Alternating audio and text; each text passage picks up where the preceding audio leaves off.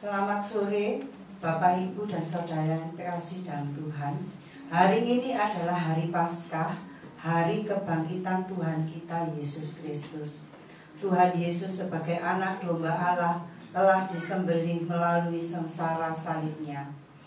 Maka marilah kita merayakan kebangkitannya dengan penuh rasa syukur, hati yang murni dan penuh semangat, bukan dengan semangat manusia yang penuh keburukan dan kejahatan.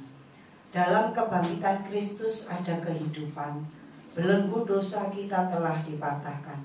Dengan kematian dan kebangkitan Kristus, kita memperoleh keselamatan dan kemenangan. Dengan demikian sungguh layaklah Dia dipuji dan disembah. Selanjutnya, marilah kita bersama-sama mohon berkat Tuhan. Kami persilakan kepada hambanya Pendeta Anugrah Laya untuk menyampaikan votum. Ibadah Paskah pada sore hari ini dimulai dengan satu pengakuan bahwasanya pertolongan kita datangnya dari pihak Tuhan yang menciptakan langit dan bumi beserta segala isinya, dan yang kasih setianya dari selama-lamanya bahkan sampai selama-lamanya. Oleh karena itu turun atas kita sekalian anugerah dan sejahtera dari Allah Bapa, kasih karunia daripada Tuhan kita Yesus Kristus, dan pimpinan dari Allah Roh Kudus, di mana Dia berkenan memimpin ibadah Paskah pada sore hari ini dari awal hingga selesainya. Amin. Puji Tuhan, Yesus, Dia bangkit. Amin. Amin. Surga bumi bersorak-sorai memuji meninggikan Dia. Biarlah kita yang di sini pun boleh bersorak-sorai merayakan kebangkitan Tuhan kita Yesus Kristus. Saya undang untuk bangkit berdiri, kita pujikan, rayakan Yesus, rayakan. Rayakan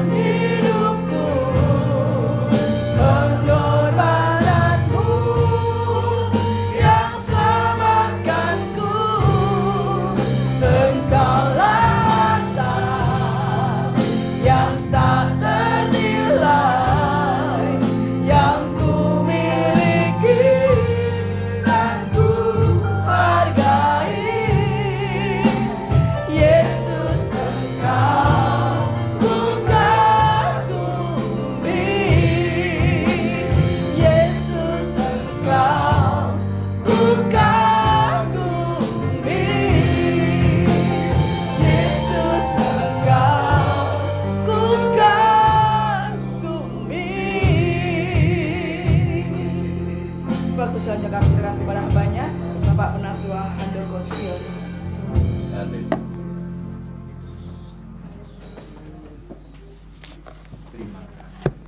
Mari kita sebelum merenungkan kebenaran firman Tuhan di sore hari ini, kita mohon kiranya Tuhan memberikan kepada kita Roh-Nya yang kudus supaya kita boleh mengerti. Mari kita berdoa. Bapa di surga, kami bersyukur kalau pada sore hari ini kami boleh memperingati suatu hari yang begitu penting. 2000 tahun yang lalu tidak pernah terjadi di dalam sejarah manusia mulai dari awal sampai hari ini tentang kebangkitan daripada manusia. Biarlah Tuhan pada sore hari ini kami boleh belajar kebenaran firman-Mu. Biarlah iman kami pada sore hari ini benar-benar dibangun berdasarkan kebenaran daripada firman-Mu ini ya Tuhan. Sehingga apapun yang terjadi nantinya di tengah-tengah kehidupan kami mempunyai iman, kami mempunyai pengharapan bahwa Yesuslah Tuhan yang senantiasa menolong, melindungi kami semua. Sampai kami boleh tiba di suatu kehidupan yang kekal nantinya. Tolonglah kami ya Tuhan, Roh Kudus-Mu sendiri mencelikkan mata hati kami, menuntun pikiran kami, dan biarlah hamba-Mu ini juga Engkau urapi dengan kuasa Roh Kudus, tutup bungkus dengan kuasa darah-Mu, sehingga musuh-musuh iblis tidak bisa mencuri perkataan-Mu ini ya Tuhan. Terima kasih Tuhan. Kami mohon, kami naikkan doa ini, kami pasrahkan pemberitaan ini hanya di dalam nama Tuhan kami Yesus Kristus. Amin. Selamat sore, selamat Paskah ya. Selamat Paskah dulu ya. Nanti selamat Paskahnya. Silakan duduk. Saudara, pada hari ini kita akan mempelajari suatu hal yang penting ya di dalam iman kekristenan kita. Saudara ya, ini penting tetapi juga satu hal yang sulit untuk dinalar begitu ya saudara-saudara. Yang penting tapi sulit. Hanya pertolongan daripada Roh Kudus saja nantinya yang akan memampukan kepada kita untuk kita mengerti apa yang dimaksud di dalam firman Tuhan pada sore hari ini. Saudara, sebelum kita membaca bacaan kita di dalam Lukas 24, saudara ya, ayat 1 sampai 12 nanti akan kita baca, saudara ya. Perkenankan kami untuk mengingatkan dulu, saudara ya. Jadi kita mereview dulu satu kerangka ya, bagaimana Allah itu bekerja ya, berkarya, saudara ya. Karena begitu dia itu cintanya kepada ciptaan yang satu ini, yaitu manusia, gitu ya saudara ya.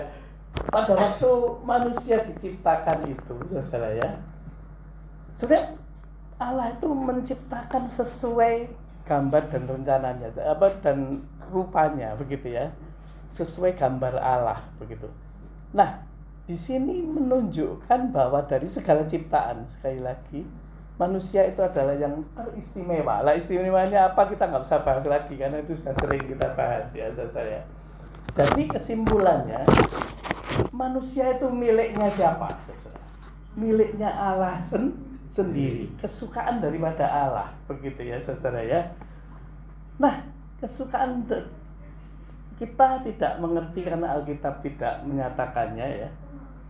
Tetapi pada waktu manusia hidup di Taman Eden, itu juga ada musuh Allah begitu yang senantiasa musuh Allah itu selalu menggoda begitu ya saudara ya, karena manusia itu waktu diciptakan memang manusia itu karena serupa dengan Allah.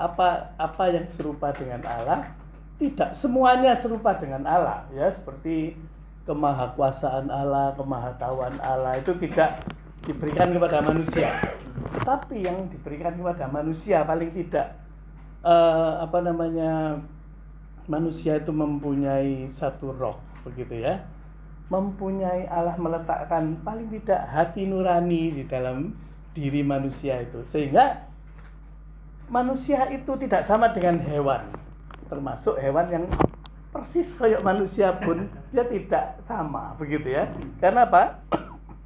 Karena hewan sebaik-baiknya, sepersis-persisnya manusia, dia tidak bisa berhubungan dengan Allah, begitu ya, saudara ya.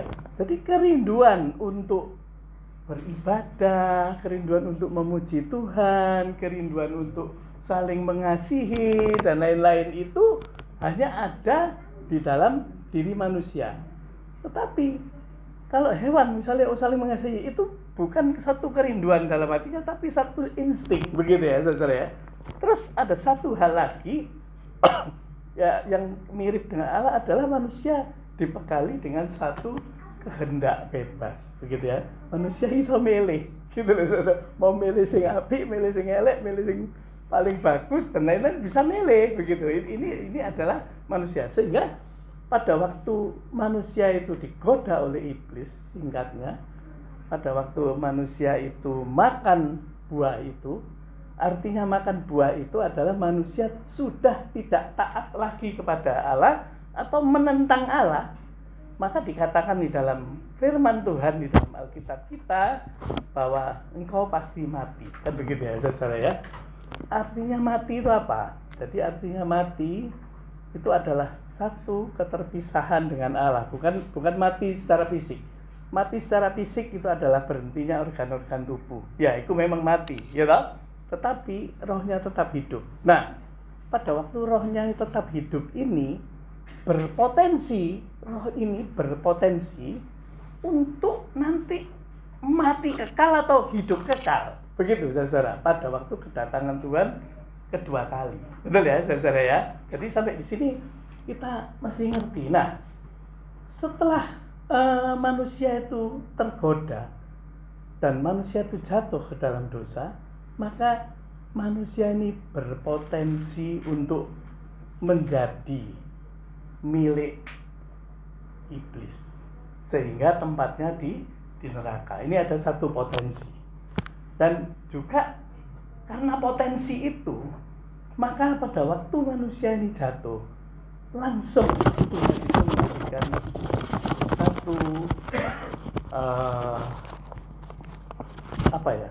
bukan satu nubuatan ya, tetapi satu pernyataan, suatu janji ya, tepatnya itu ya, di dalam Kejadian 3 ayat yang ke-15. Karena aku mencintai engkau manusia, begitu ya.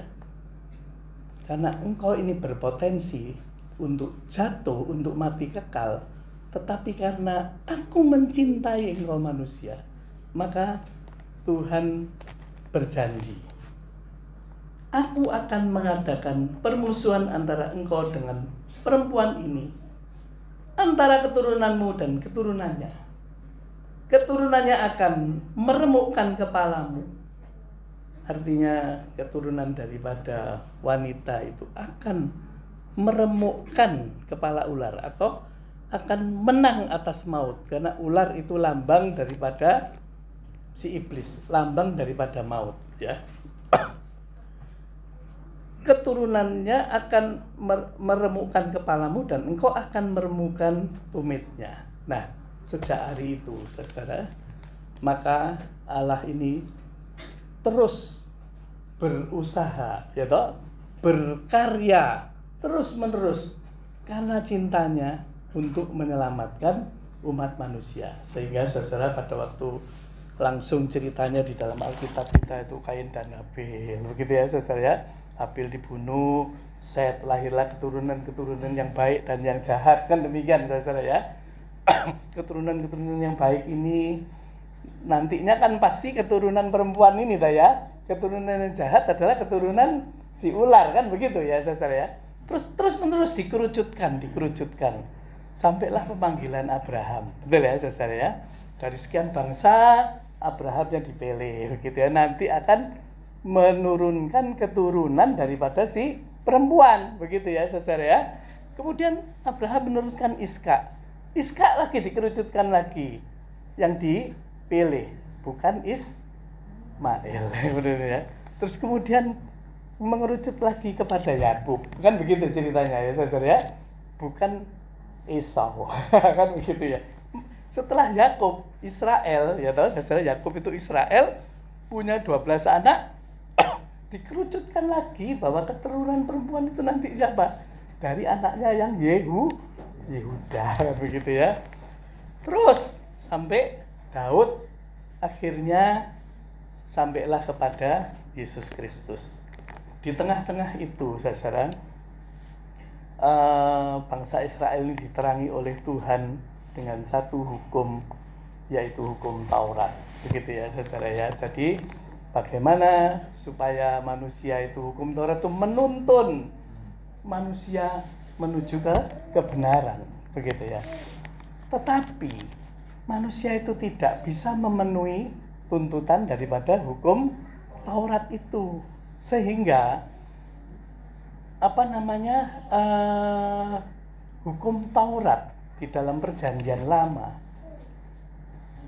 itu dikatakan hanyalah sebagai bayangan saja, begitu ya saudara ya. Kalau ada, mari kita melihat di dalam Ibrani 10. Mari kita, atau tolong dibacakan aja yang tepat saudara ya. Ini agak panjang ini khotbahnya. Ibrani 10 ayat yang ke-1. Coba ya. Tolong dibacakan yang ketemu.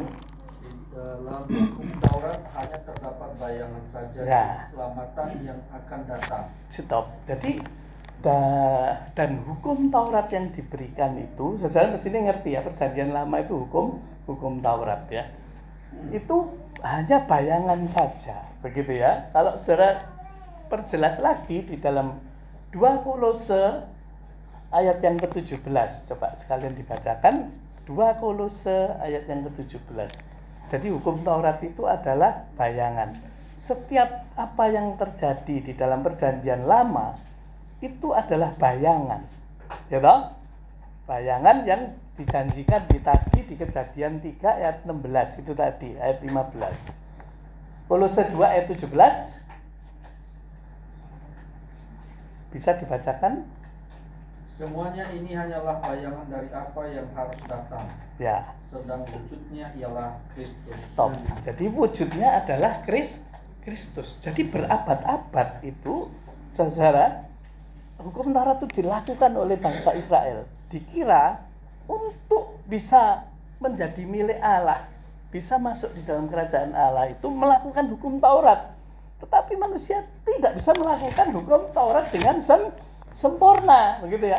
Nah, itu pun hanya bayangan saja. Coba bayangkan ya. Makanya kita kemarin merayakan Jumat Agung, betul ya saudara ya.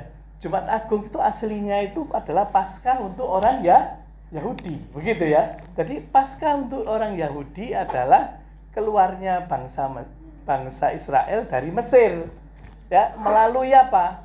Pada waktu keluar itu melalui darah itu ya, melalui tiang rumahnya yang dipalang darah itu, maka malaikat maut itu melewati pas apa namanya? Passover gitu ya, melewati.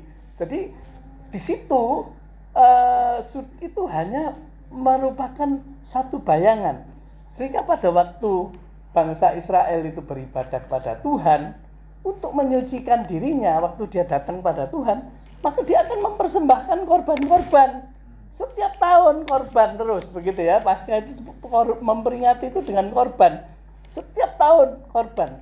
Salah, korban lagi tahun depan. Terus begitu ya saudara ya. Nah, itu adalah bayangan daripada yang akan datang. Yang wujudnya adalah Kristus. Begitu ya saudara.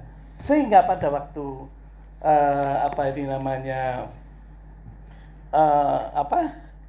pengerucutan yang terakhir itu adalah lahirnya Yesus di dunia ini, yaitu Allah sendiri yang datang ke dunia untuk menyelamatkan manusia.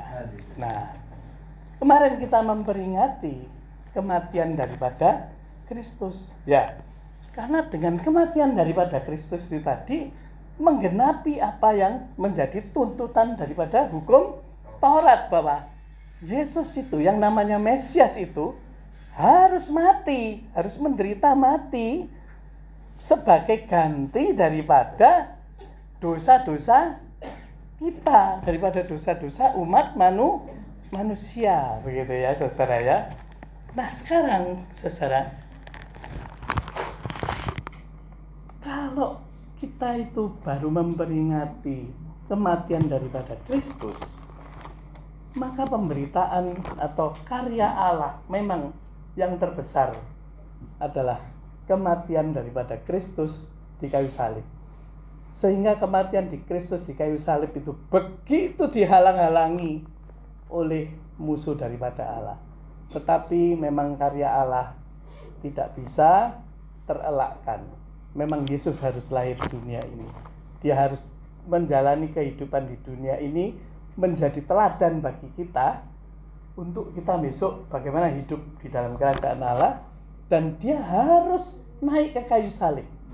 Nah, itu adalah karya Allah, rencana Allah untuk menyelamatkan umat manusia. Begitu ya, saudara ya. Tetapi itu masih separuh. Sehingga karya Allah yang terbesar itu adalah kematian Kristus dan kebangkitannya, saudara. Kenapa Kristus itu kok mesti bangkit, begitu ya, saudara ya? Maut itu artinya mati. Maut itu bisa kalah kalau manusia itu hidup. Begitu ya, saudara. Tadi kan ada pertentangan ya, ada potensi manusia itu untuk mati kekal. Tetapi Allah merencanakan sesuatu yang luar biasa, yang begitu indah karena kasih-Nya, yaitu menarik manusia supaya memperoleh hidup yang kekal. Sehingga kebangkitan daripada Kristus ini betul-betul menjadi pola ukur ataupun satu keimanan yang benar-benar harus menjadi pegangan kita orang-orang Kristen, begitu ya. Karena dengan kebangkitan itu tadi, saudara, maka semula manusia itu pikirannya ya, kalau wis mati ya wis, begitu loh saudara. Tidak ada pengharapan, tidak ada pikir bagaimana hidup besok, itu tidak ada setelah kematian, tidak pernah mikir, begitu ya saudara ya. Tetapi dengan kebangkitan Kristus, maka kita mesti percaya bahwa kalau Yesus itu dibangkitkan, berarti besok itu juga ada kebangkitan orang mati untuk menuju suatu kehidupan yang kekal, begitu loh saudara ya kan. Nah, tetapi untuk menjadi percaya akan kebangkitan itu begitu sangat sulitnya, gitu saudara. Karena apa? Kebangkitan itu sangat di luar daripada akal daripada manusia, di luar nalar dari manusia. Sungguh ahli matematika dihitung kaya apa juga gak akan ketemu, begitu ya. Wong dagang dihitung ya apa ya gak ketemu. Orang apapun, ilmu apapun ngitung tidak akan ketemu. Dan saudara, kalau kita membaca ya saudara ya, mengenai kebangkitan Yesus ini di Lukas 24, maka kita nanti iman kita akan dibangun ya. Orang-orang perjanjian lama juga begitu sulitnya untuk mengimani akan Kristus ini karena masih bayang-bayang, betul ya saudara ya. Nah, di zaman Yesus pun murid-murid yang sudah bersama-sama dengan Yesus selama 3,5 tahun, isuk siang malam loh saudara, itu mereka tuh meninggalkan pekerjaannya, isuk siang malam itu ngikut nyantrik sama Tuhan Yesus, itu belajar. Itu saja pada waktu Tuhan Yesus itu disalib, mati, dan bangkit juga tidak percaya. Jadi percaya akan kebangkitan Kristus itu sulit. Oleh sebab itu kita harus belajar supaya nanti iman kita akan terbangun. Mari kita akan membuka di dalam Lukas 24, saudara ya. Ini bukti bahwa kebangkitan Kristus itu sebenarnya orang tuh nggak mudah percaya gitu ya, tidak seperti sekarang. Siapa yang percaya Yesus bangkit? Wah, semua angkat tangan, tidak semudah itu gitu ya, saudara ya. Ya, saya bacakan ya. 24 ayat 1. Kita belajar satu persatu, saudara ya. Tetapi pagi-pagi benar pada hari pertama minggu itu, ya, jadi Yesus mati pada hari Jumat, ya saudara ya, pukul 3. Jadi itu hari pertama Jumat, Sabtu kedua, Minggu hari ketiga. Ya, Minggu pertama. Jadi maaf, hari itu hari Minggu. Mereka pergi ke kubur membawa rempah-rempah yang telah disediakan oleh mereka. Ya. Mereka mendapati batu sudah terguling dan dari kubur itu. Setelah mereka masuk, mereka tidak menemukan mayat Yesus. Sampai di sini dulu ya, 1-3. Ya. Jadi perempuan yang pertama kali datang itu siapa, saudara? Perempuan-perempuan itu ya, saudara, betul ya. Jadi perempuan-perempuan itu datang kepada Yesus, datang ke kuburan, begitu ya. Mereka membawa rempah-rempah yang telah disediakan, begitu ya. Nah, kalau saudara baca ayat 1-3 ini, pada waktu itu pikiran mereka ini apa sih? Mereka datang ke kuburan mau melihat Tuhan Yesus bangkit? Nah, mau melihat Tuhan Yesus bangkit apa enggak? Enggak ya, mau merempah-rempahi mayat kan begitu. Berarti pikiran mereka sendiri ya pada waktu itu, mereka berpikiran Tuhan Yesus ya tetap mati begitu ya, malah mau dirempah-rempahi begitu ya. Terus kemudian mereka itu melihat batu itu bergeser gitu ya. Tutupe kan batu ya, saudara. Jadi orang mati zaman dulu bukan dipendem bukan dikubur begitu ya, tetapi dimasukkan ke satu gua begitu ya, seperti batu dilobangi lah. Itulah memang pekuburan di situ, di bukit-bukit seperti itu gitu ya. Nah, pada waktu batunya bergeser dan mereka tidak menemukan mayat di situ gitu ya, saudara. Mereka terkejut, tidak menemukan, loh, kok kok mayatnya Yesus gak ada begitu ya. Nah, pada waktu mereka melihat mayat Yesus tidak ada, adakah pikiran mereka itu kalau Yesus bangkit? Enggak juga ya. Pikirannya apa? Hilang, mungkin dicuri orang gitu ya. Betul ya, saudara ya, dicuri orang begitu ya, atau ini ya, atau bahkan kalau bagi orang Yahudi, karena orang Yahudi itu pernah mendengarkan sebenarnya perkataan Yesus ya, mereka lebih teliti ya, tua-tua itu ya, mana minta tolong kepada penguasa di sana untuk ngirim tentara jaga kuburan begitu ya, karena dia dulu pernah bicara loh ya, katanya gitu ya, saudara ya, pernah bicara kalau Yesus bangkit begitu. Nah, bagi mereka malah mereka berpikiran bahwa mayat Yesus ya dicuri sama murid-muridnya. Murid-muridnya juga pada waktu itu juga nggak tahu kok, masihan yang tahu baru perempuan-perempuan ini gitu ya. Tetapi ini ada satu kehebatan dari perempuan-perempuan ini ya, saudara ya. Perempuan-perempuan ini ternyata saya ngomong perempuan ini begitu cintanya kepada Tuhan ya, saudara ya, sehingga pagi-pagi dia itu ingin merempah-rempahi atau merawat mayat daripada Tuhan Yesus begitu ya. Kenapa enggak kemarin? Karena kemarin enggak bisa, hari Sabat begitu ya, enggak boleh begitu ya, saudara ya. Nah, inilah orang-orang yang setia ya, saudara ya, perempuan-perempuan yang setia ini, saudara, ini juga harus menjadi pelajaran bagi kita ya, saudara ya. memang kadang-kadang ini nggak muji ya, perempuan-perempuan itu lebih setia. Coba di gereja ya, kaum wanita sama kaum pria itu lebih sergap mana saja? Lebih ini sing aku kaum pria. Jadi memang perempuan-perempuan itu lebih setia. Makanya kalau misalnya jemaat di Tengger ini kepingin wah gedungnya ini lebih bagus dan lain-lain, itu doanya kaum wanitanya loh yang penting ini. Ya Bu ya, nanti tolong didoakan. Jadi di sini kita bisa belajar ya saudara ya. Satu ya, kita mesti belajar perempuan-perempuan ini ya. Waktu itu di Korintus tuh eker-ekeran begitu ya. Saya golongan ini, saya golongannya itu, saya pakai bahasa lidah, saya pakai apa gitu ya. Terus dari eker-ekeran itu Rasul Paulus itu ngajari, setelah terus kono seperti gitu-gitulah, ojo ribut-ribut seperti itu. Yang penting itu dari semua ini tinggal 3 hal ya bareng gitu ya.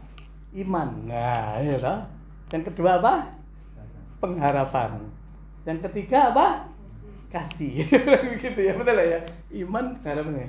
Nah ini loh, perempuan-perempuan ini memang mengeterapkan iman, pengharapan, dan kasih ya. Kemana-mana Tuhan Yesus itu pergi, dia mengikuti, dia memperhatikan terus, saudara-saudara. Tetapi tidak dicatat di Alkitab. Kenapa? Karena Alkitab itu memang budaya di sana, budaya Alkitab kita ini, budaya patriarkat. Jadi yang ditulis itu cuma orang laki-laki tok, ya toh. Sing perempuan-perempuan ini tidak pernah ditulis, tidak dianggap perempuan itu dianggap rendah, dianggap apa pada waktu itu, ya lain dengan sekarang, ya saudara ya. Nah, mereka itu pada waktu Tuhan Yesus itu mulai disiksa, mulai memasuki sengsara gitu ya. Tetap ini iman-iman ini perempuan-perempuan ini masih beriman kepada Tuhan, dia masih setia, ya, mengiring kemana Tuhan pergi, betul nggak saudara ya toh? Nah. Sing laki-laki kemana? Lari semua ya toh. Semua ngajir. Perempuan-perempuan ini masih mengiring daripada Tuhan begitu setianya. Itu adalah iman. Terus dia juga punya, tentu saja kalau orang beriman dia mesti mempunyai pengharapan. Begitu ya saudara, pengharapan akan ya aku ikut Yesus pasti aku mempunyai sesuatu yang lebih baik. Berharap yang lebih baik. Benar tak saudara ya? Nah sekarang kepercayaan mereka kepada Yesus sebagai Tuhan itu loh, Yesusnya mati gitu ya saudara ya. Jadi kalau sing diimani mati ya imani sehabis saudara, betul ya saudara ya kan. Terus kemudian pengharapannya loh mati ya sudah begitu ya. Oleh sebab itu betul yang dikatakan oleh Rasul Paulus ya, iman, pengharapan, dan kasih. Kalau iman itu sudah apa yang diimani itu tercapai atau sebaliknya gugur ya sudah gitu ya saudara ya. Apa yang diharapkan tercapai ya sudah tidak mengharap lagi, begitu tak saudara ya. Apalagi yang sudah diharapkan itu sudah putus ya sudah mati ya sudah tidak ada yang diharapkan lagi, betul tak. Tetapi kasih ini loh saudara, tetap mereka datang ke kuburan walaupun Tuhan Yesus itu sudah mati gitu ya. Nah tapi kita tidak cerita sana, kita cerita di sini mengenai kebangkitan Kristus. Cuman yang saya ingin sampaikan saudara, walaupun demikian, perempuan-perempuan ini percayakah kalau Yesus itu bangkit? Percaya atau enggak? Enggak percaya, belum percaya. Ya toh? Dia tidak percaya. Karena apa? Ya memang tidak pernah ada selama ini, enggak ada sejarahnya manusia mati terus bangkit kan begitu ya saudara ya gitu ya. Nah, akhirnya mereka pun di ayat yang ke-9 saudara ya, mereka itu juga menyampaikan kepada yang laki-laki, yaitu kepada murid ke-11 murid, begitu ya, menyampaikan kepada 11 murid, bahwa ini loh, kuburan ini kosong, Yesus ini bangkit, begitu ya kan? Nanti ya tengahnya, kenapa Cek ngomong bangkit kan ada tengahnya itu. Tetapi perempuan-perempuan ini tidak dianggap, begitu ya, kalau di ayat 9, dan setelah mereka kembali dari kubur, mereka menceritakan semuanya itu kepada ke-11 murid dan semua saudara yang lain. Perempuan-perempuan itu ialah Maria dan seterusnya. Jadi karena benar-benar perempuan ini berjasa ya, walaupun budaya patriarkat, maka ditulislah di dalam Alkitab kita.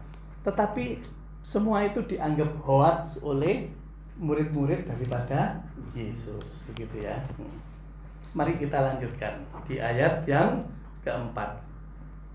Sementara mereka berdiri termangu-mangu karena hal itu, tiba-tiba ada 2 orang berdiri dekat mereka memakai pakaian yang berkilau-kilauan. Berarti sementara mereka, kok mayat Yesus gak ono yo, gitu ya, masih tertegun begitu ya.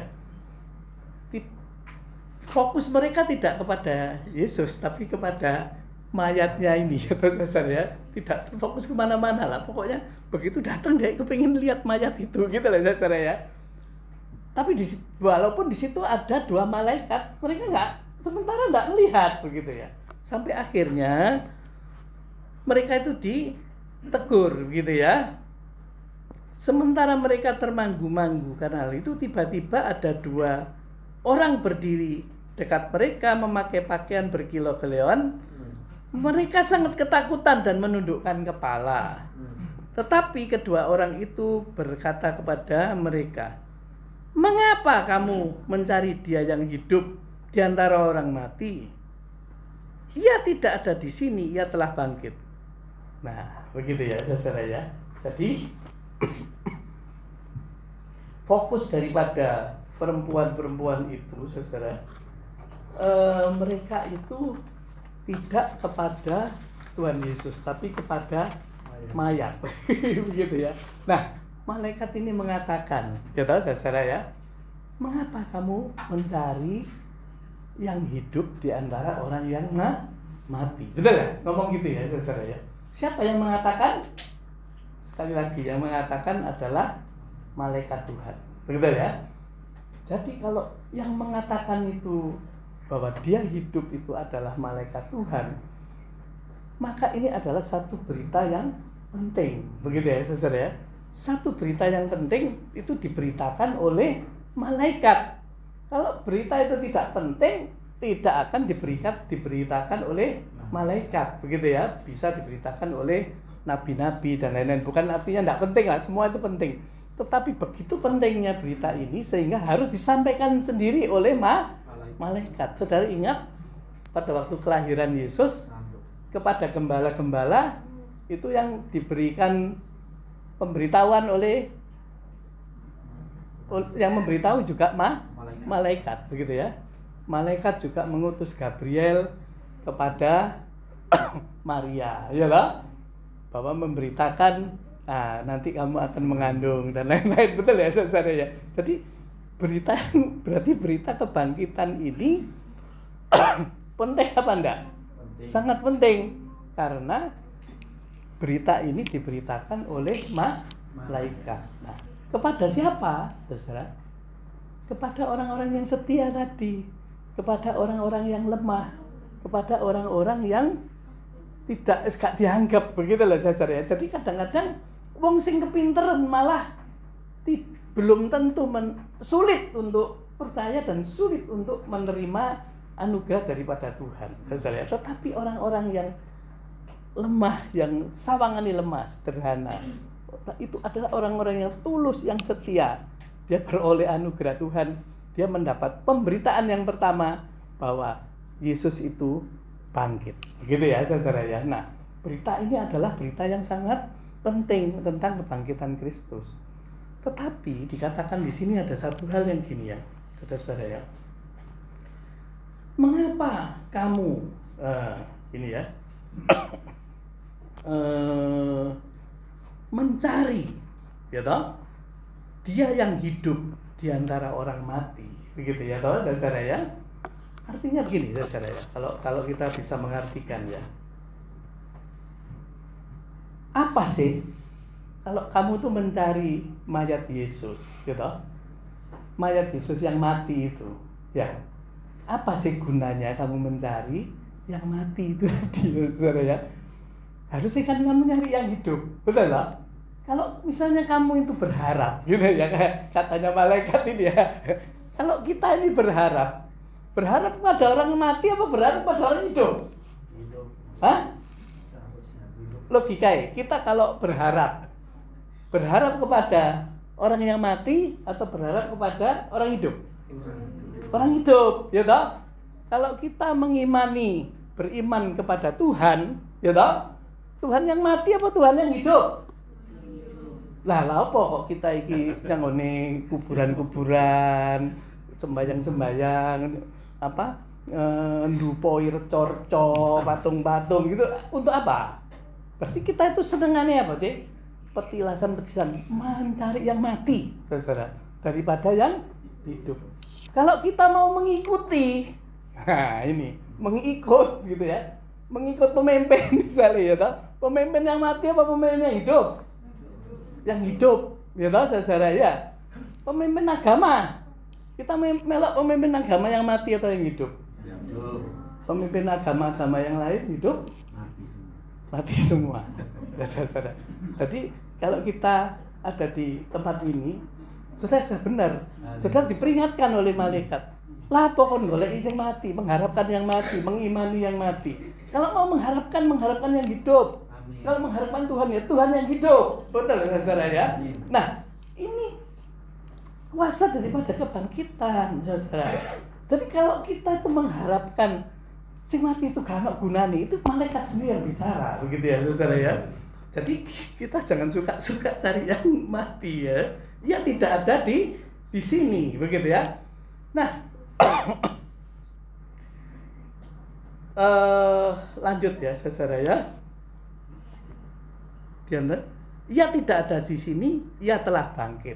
Nah, betul ya. Jadi yang diberitakan kepada perempuan itu bahwa mayat sing kok golek iku gak ono, itu memang wis bangkit gitu ya. Kok gak usah golek sing mati kan gitu.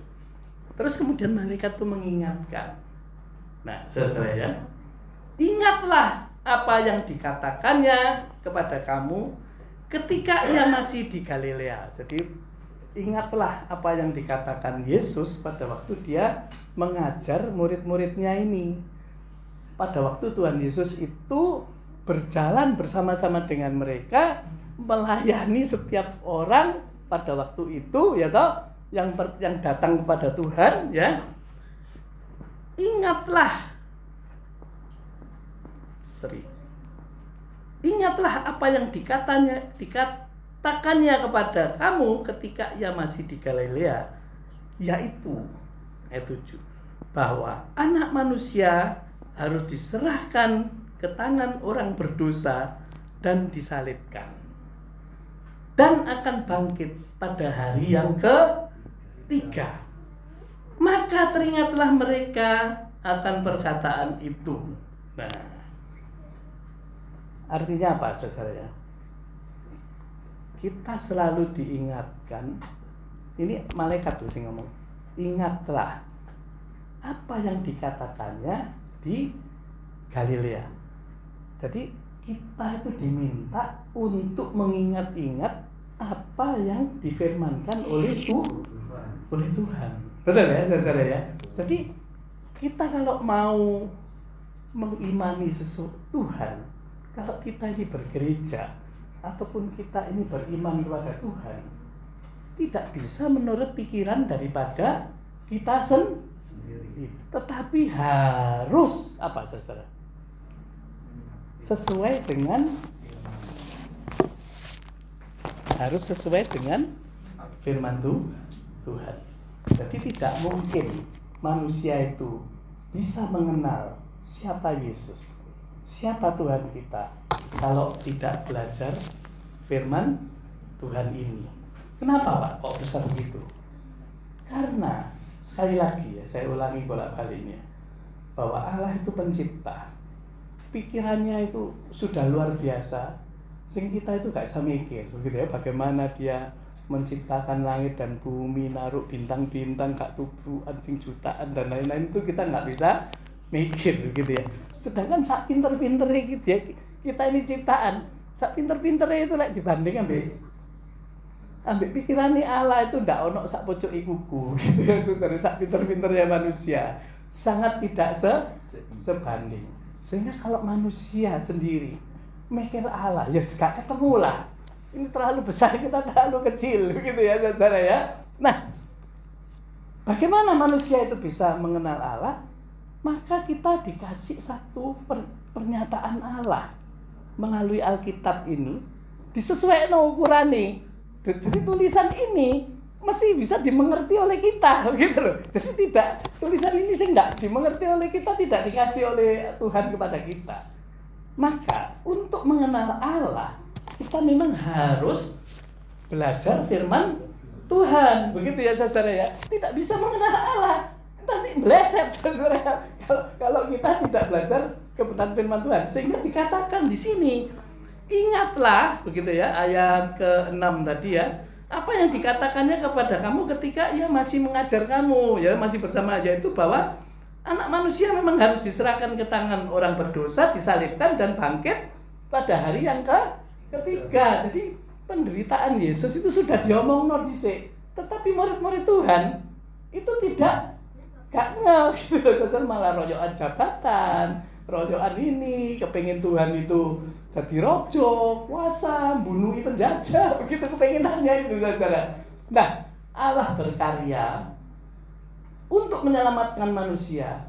Puncaknya itu adalah Yesus, di mana Yesus itu yang harus naik ke kayu salib untuk segala dosa kita, untuk penebusan dosa kita ini tadi. Ya, kalau kita tidak ditebus, ya tidak ketemu, begitu ya saudara ya. Dan yang bangkit, karena apa? Pada waktu bangkit, Tuhan Yesus bangkit, memberikan satu pengharapan kepada kita bahwa kita ini ada kehidupan, begitu ya. Ada sesuatu yang ada satu harapan lagi untuk orang-orang yang yang putus harapan. Ada satu pilihan lagi untuk manusia bisa menjadi milik Allah, begitu ya saudara ya. Ini makna daripada kebangkitan daripada Kristus ini. Jadi kebangkitan Kristus ini sungguh begitu penting untuk kita mengerti, untuk kita imani, untuk kita pahami. Jadi ini bukan sembarangan, begitu ya saudara ya. Tetapi hal ini sulit. Jangankan kita, murid-murid Tuhan saja sampai tidak mengerti, sehingga disuruh belajar kitab suci, suruh nginget-nginget kitab suci. Sehingga kitab suci ini sangat penting. Perjanjian lama tadi dikatakan sebagai bayangan Kristus yang akan datang, itu harus kamu mengerti, gitu ya saudara ya. Mari kita lanjutkan lagi.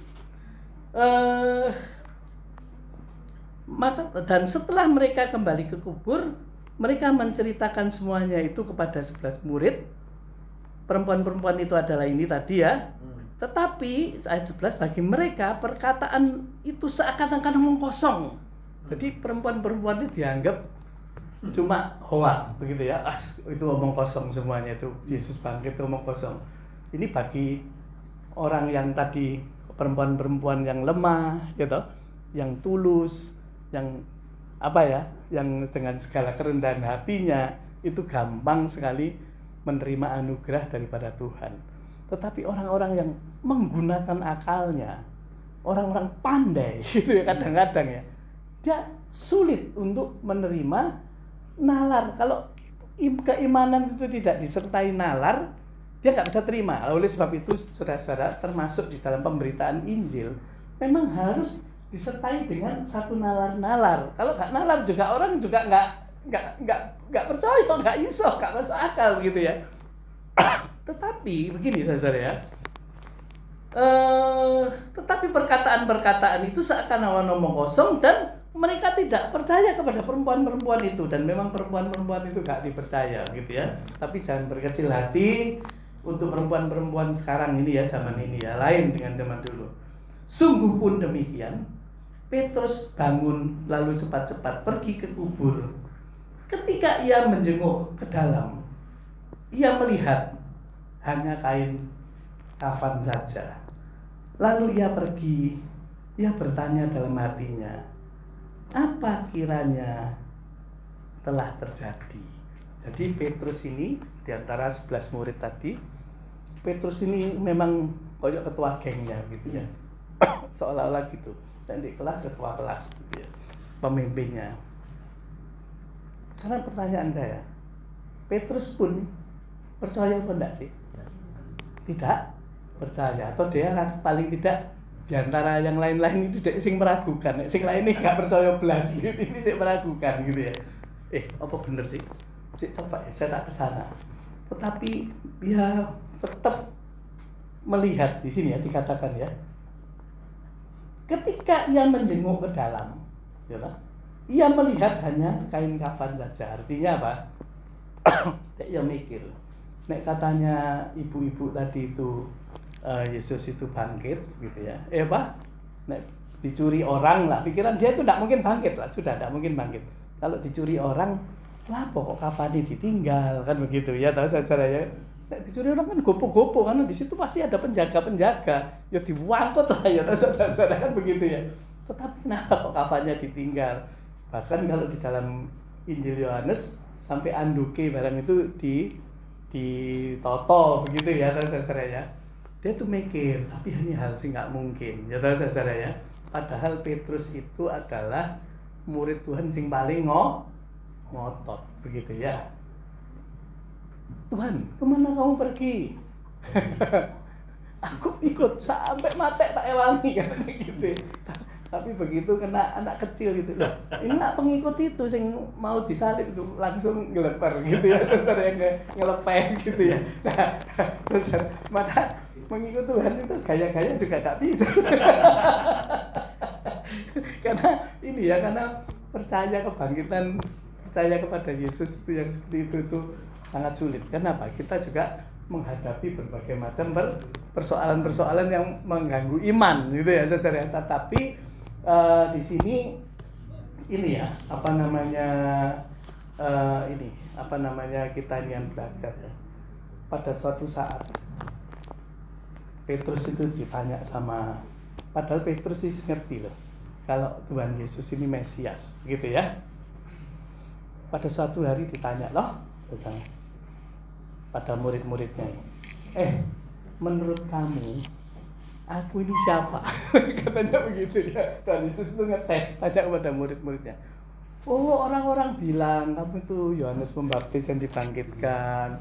Oh, kamu tuh Nabi Elia. Oh, kamu tuh Nabi siapa? Begitu terus gitu ya. Terus Petrus itu ditanya loh, saudara ya.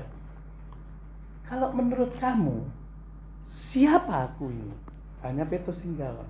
Engkau adalah Mesias, Anak Allah yang hidup, gitu. Jadi Petrus itu bisa ngomong, aku ini siapa? Engkau Mesias, Anak Allah yang hidup. Langsung Tuhan itu bilang apa? Tuhan Yesus, itu bukan kamu sih ngomong. Ya saudara, itu Bapakku yang memberikan kepada kamu yang ngomong. Ya, tapi ya saudara. Pada ini baru sekarang ini kita buktikan. Pada waktu dia masuk ke kubur itu, yang tadinya ngomong engkau itu Mesias, Anak Allah yang hidup, sekarang dia itu masuk ke kubur itu gak percaya kalau Tuhan itu hidup. Begitu loh saudara. Nah, ya kan? Berarti ini kan untuk percaya kebangkitan itu satu hal yang sulit apa gampang sih? Sulit sekali, begitu ya saudara. Tetapi sekarang kita akan belajar, ya toh? Terus kapan kok bisa murid-murid itu percaya akan kebangkitan? Terus setelah mereka percaya, apa dampaknya? Kan begitu ya saudara? Kan itu yang menjadi perhatian kita kan mestinya kan gitu. Kapan murid-murid itu percaya bahwa Tuhan itu benar-benar bangkit? Ya pada waktu Tuhan Yesus itu menampakkan diri. Artinya pada waktu mereka itu berjumpa dengan Yesus yang bangkit, baru mereka itu begitu ya saudara. Sehingga setelah daripada ayat 1 sampai 12 di pasal 24 itu, saudara ya. Itu di ayat 13 kan judulnya gini, Yesus menampakkan diri ke jalan Emmaus, ya toh? Terus kalau di ayat ke-36 judulnya kan Yesus menampakkan diri kepada semua murid. Betul ya, saudara ya? Nah, saudara-saudara, kita ini kalau dengan, sekali lagi ya, dengan usaha manusia, tentu kita ini untuk percaya kepada Tuhan itu tidak mungkin. Artinya percaya saja tidak mungkin. Untuk percaya kepada Tuhan saja perlu anugerah Tuhan, begitu ya. Dan itu saudara bisa benar-benar berubah pada waktu murid-murid ini ada satu perjumpaan pribadi dengan Yesus. Betul ya? Tadi di film kita jelas tak? Ini aku bukan roh halus, aku bukan setan yang gentayangan, aku bukan roh yang gentayangan, aku ini Yesus yang bangkit. Coba, ini ada daging, aku bisa makan, kamu kasih makan, aku makan. Kalau setan kok kayak makannya apa menyambi kembang. Ini makan ikan, makan apa segala macam ya. Nah, pada waktu perjumpaan disitulah ada satu perubahan yang hebat. Coba ya, saya ada dengar satu kesaksian teman gitu ya. Ya dia Kristen lama lah. Ngomong oh saya percaya begitu ya kan saudara ya.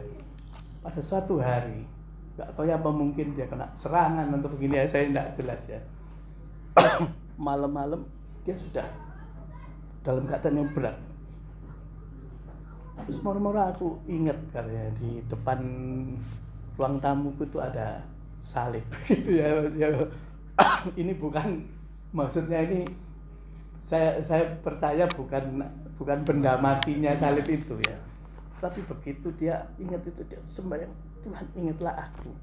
Ya, pada waktu itu dia merasa hari itulah baru dia itu merasa benar-benar dia itu disentuh atau mengalami perjumpaan pribadi dengan Tuhan. Langsung saudara, hidupnya itu langsung dia berubah. Begitu saudara ya. Nah, maka saudara, kalau saudara lihat ya saudara ya, pada waktu Yesus menampakkan diri kepada murid-muridnya, mereka itu tetap aslinya itu tidak mengerti, ya, seperti yang dikatakan oleh Tuhan Yesus pada waktu dia orang kaya itu ya, orang kaya dan orang miskin ya, dan Lazarus itu. Alangkah susahnya orang kaya masuk kerajaan Allah, gitu. Lebih susah, lebih mudah unta masuk lubang jarum, gitu ya kan ya. Lebih mudah unta masuk lubang jarum daripada orang kaya masuk surga, dia bilang begitu. Ya, artinya apa sih? Lu iso tak unta masuk lubang jarum itu kan satu kiasan ya, satu perumpamaan di zaman itu ya, tahu saudara? Iso tak? Kan tidak bisa. Artinya apa? Kalau gitu keselamatan itu, kalau tidak bisa, keselamatan itu adalah anugerah daripada Tuhan. Bagaimana anugerah daripada Tuhan itu? Mari kita baca di dalam ayat yang ke-44. Begitu ya saudara. Ini pelajaran penting Saudara Dawa Didi ya. Ia berkata kepada mereka, inilah perkataanku yang telah kukatakan kepada kamu ketika aku masih bersama-sama dengan kamu, yakni bahwa harus digenapi semua yang tertulis tentang aku dalam kitab Taurat Musa, kitab nabi-nabi ya, ini dan kitab Mazmur, artinya di dalam kitab suci perjanjian lama, gitu saudara ya, bahwa harus digenapi di situ. Ya, nah, ini ya, apa yang digenapi ya. Terus kenapa setelah itu murid-murid itu bisa mengerti? Saudara-saudara garis bawahi Alkitab saudara di ayat yang ke-45. Ini satu hal yang sangat penting. Kalau kita tidak mengerti ini, kita ngotot karpe dewi, saudara ya, kita masalah, begitu ya. Kemudian di ayat 45 Yesus mengatakan demikian ya. Lalu Ini yang ditulis oleh penulis Alkitab Lukas ayat 45. Lalu ia membuka pikiran mereka sehingga mereka mengerti kitab suci. Jadi kalau saudara kita belajar kalau Tuhan itu tidak membuka pikiran daripada kita tidak akan mengerti kitab suci. Hanya Roh Kudus saja yang bisa membuka pikiran kita. Selama Tuhan tidak membuka pikiran kita tidak akan mengerti kitab suci. Ya. Apa isinya kitab suci itu? Katanya kepada mereka, ada tertulis demikian, Mesias harus menderita dan bangkit dari antara orang mati pada hari yang ketiga. Dan lagi, dalam namanya berita tentang pertobatan, pengampunan dosa harus disampaikan kepada segala bangsa mulai dari Yerusalem. Jadi kematian dan kebangkitan Kristus itu harus diberitakan. Kenapa? Karena di situ itu ada berita pertobatan dan pengampunan. Berarti kita yang sudah berjumpa dengan Tuhan, ya orang-orang yang misalnya ya dari ketidakmustahilan tapi nontok dewe, begitu ya saudara. Ini sejarah, ini faktanya, nontok dewe. Ya pasti hatinya pasti berkobar-kobar toh. Kamu ngomong nggak mungkin, semua nggak mungkin. Saya nontok dewe, kamu sih ngomong nggak mungkin, piye? Kan begitu ya kan saudara ya. Tetapi itu adalah anugerah daripada Tuhan. Ketika Tuhan membuka pikiran mereka mengerti isi kitab suci. Isinya kitab suci itu bukan mujizat-mujizat toh, bukan berkat-berkat, bukan yang enak-enak, tetapi isi dari kitab suci itu adalah tertulis demikian, Mesias juru selamat itu memang harus menderita dan bangkit dari antara orang mati pada hari yang ketiga, dan lagi dalam namanya berita tentang pertobatan. Jadi berita tentang dosa itu harus diberitakan untuk memperingatkan kita supaya bertobat. Tetapi di tengah-tengah daripada berita dosa itu juga ada berita pengampunan, berita anugerah yang begitu besar, yang lebih besar daripada dosa itu, saudara. Pertobatan dan pengampunan harus disampaikan kepada segala bangsa, mulai dari Yerusalem. Nah, sekarang bagian kita. Kamu adalah apa? Saksi dari semuanya ini yang dijanjikan Bapakku. Tetapi kamu harus tinggal dalam kota ini sampai kamu diperlengkapi dengan kekuasaan yang maha tinggi. Artinya apa, saudara? Setelah mereka mengerti bahwa di dalam Yesus itu ada satu kehidupan, setelah kebangkitan kemudian Yesus tinggal di dunia, menampakkan diri kepada murid-muridnya, dia naik ke surga, ya. Dia berpesan, "Sik entenon dulu ya, kamu konsentrasio dulu, sedulu." Setelah itu Tuhan menjanjikan satu penolong, yaitu apa, saudara? Menolong Roh Kudus. Saudara baca di dalam kitab Kisah Rasul, setelah Roh Kudus turun, setelah Pentakosta, setelah orang-orang percaya diperlengkapi dengan kuasa daripada Roh Kudus, maka mereka memberitakan Injil. Sing tadine Petrus itu ngacir, ya tahu saudara, kena anak kecil itu loh ngacir, begitu ya. Sekarang dia tidak takut lagi, bahkan di depan mahkamah agama, di depan penguasa-penguasa yang bawa pedang mau memenjarakan dan lain-lain, dia tetap membicarakan, dia tetap menjadi saksi daripada Tuhan bahwa Yesus itulah adalah Mesias. Dia yang mati, yang kamu pateni itu, tetapi dia bangkit.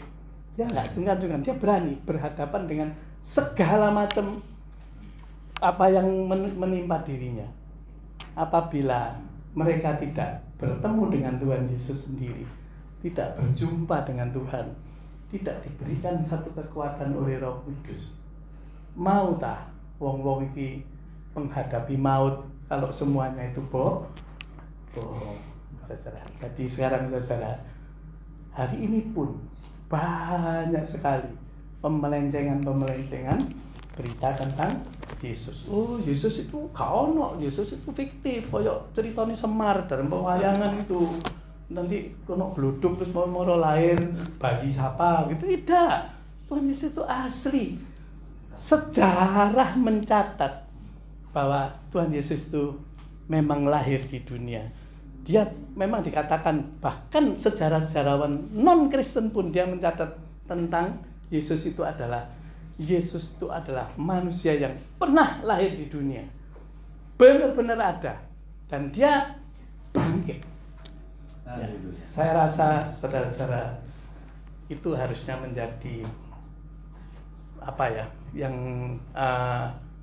kalau kita itu mengikut Tuhan, biarlah ini menjadi perintah ataupun kita ini boleh menjadi saksi, saudara. Gereja ini harus menjadi saksi, memberitakan Injil daripada Kristus. Kenapa? Injil daripada Kristus itu, saudara, sejak diberitakan oleh rasul-rasul sampai hari ini sudah 2000 tahun lamanya. Bagaimana berita Injil yang diberitakan hari itu dikatakan pada saat itu 3000 orang bertobat. Sampai hari ini sudah menobatkan berapa juta, berapa miliar orang yang tadinya berpotensi menjadi milik iblis ke neraka, sekarang berpotensi menjadi milik Allah. Lah, kita ini yang sudah menerima anugerah, saudara-saudara, maukah kita menjadi saksi Kristus dengan modal, dengan dasar iman kebangkitan daripada Kristus Yesus? Kiranya Roh Kudus yang menolong kita semuanya. Tuhan memberkati. Mari kita berdoa. Tuhan, tolonglah terima kasih ya, untuk kami boleh mengerti ya Tuhan, apa yang menjadi keutamaan daripada Kristus, bahwa Engkau adalah Tuhan Juru Selamat kami yang hidup. Terima kasih. Tolonglah kami ya Tuhan, bukalah pintu hati, mata hati kami, supaya kami boleh mengerti kebenaran daripada firman-Mu ini ya Tuhan. Pakailah kami menjadi saksi-saksi-Mu ya Tuhan, yang memenangkan banyak jiwa bagi Engkau. Biarlah semua sisa hidup kami ini boleh menjadi saksi bagi kemuliaan nama-Mu. Kami boleh juga memenangkan jiwa, khususnya gereja-Mu di tempat ini, boleh membawa jiwa-jiwa yang lebih banyak untuk datang kepada Engkau. Amin. Tolonglah kami semua ya Tuhan, biarlah Roh Kudus-Mu menyertai kami. Di dalam nama Tuhan kami Yesus Kristus kami berdoa. Amin. Ya, selamat malam. Sekarang baru saya sah menyatakan selamat Paskah kepada saudara semuanya. Tuhan Yesus memberkati. Di nama Tuhan, Bapak Ibu dan saudara-saudara sekalian, kita sudah diberkati dengan firman Tuhan yang disampaikan oleh Bapak Penatua Handoko Setiono, juga paduan suara bahwa Yesus sudah bangkit. Artinya ada kehidupan kekal, ada kemurnian hati lewat karya Tuhan dalam penebusan Tuhan di atas kayu salib.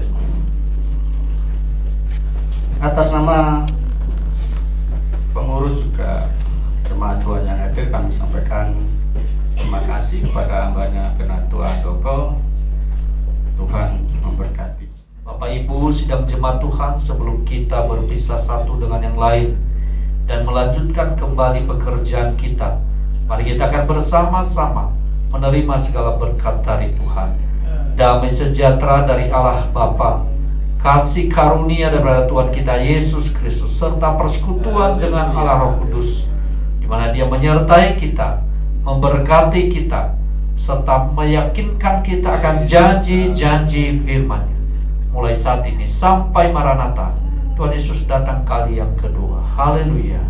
Amin. Bapa, terima kasih.